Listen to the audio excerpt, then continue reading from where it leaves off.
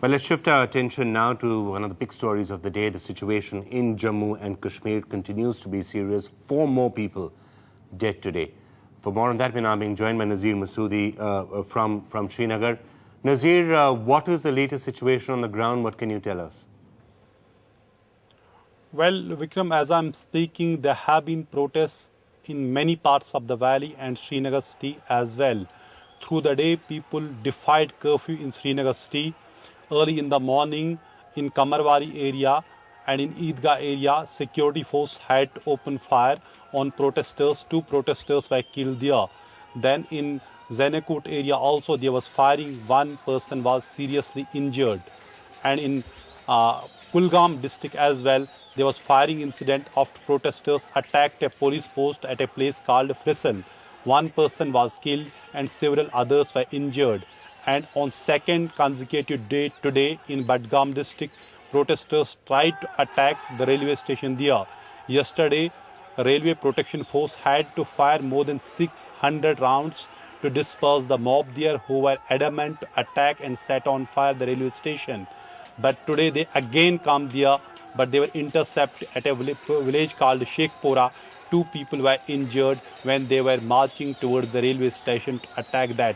Really a very, very tense situation.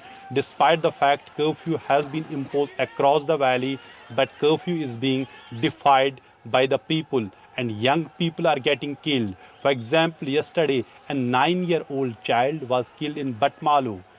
Police say he was killed in Stampede, but the locals say he was beaten to death by the security forces. Whatever the way, circumstances have taken the life of even young children. Right, Nazir. Now, the efforts, Omar Abdullah flew back yesterday and was essentially told by the central government you have to try and restore order. More central forces are going. But any sign yet as to what the approach is going to be? Is it pretty much have curfew until things quieten down? Are they looking for other ways to deal with the mobs other than firing? What is the agenda that you're hearing? Well, Vikram, so far the use of force has only been option and only response of the government to deal with the crisis. Instead of improving the situation is worsening. For last 5 days now, since Friday, 26 people have been killed, mostly young men and children, and more than hundreds have been injured. So the use of force is not helping the situation. Government perhaps needs to make a substantial political intervention, connect itself with the people. Perhaps government chief minister needs to go to the hospital and see, hold the hand of an injured who have been injured. Some young children, they have lost their eyesight. An 8-year-old girl who was injured in firing is battling for her life for last 3 days. So the government needs to reach out to the people instead of just banking on the security force to deal with the situation.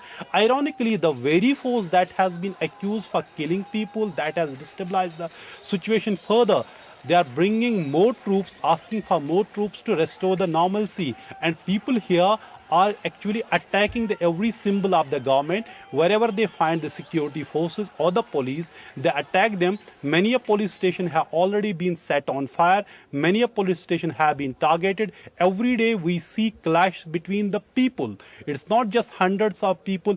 Thousands of people are coming out in every nook and corner of the valley. So really it's a kind of mass movement. How government is going to deal with the situation? Is force an answer to the problem?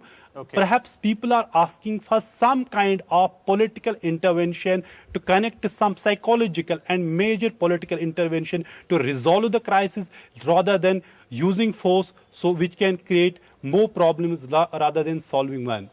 All right, Nazir. So the situation obviously still continues to be really tense, and some sort of overtures are going to have to be made in addition with efforts to just break the cycle of violence. Because, of course, while that cycle of violence remains, while people are attacking railway stations and police stations, there will be a response, and then the cycle just continues.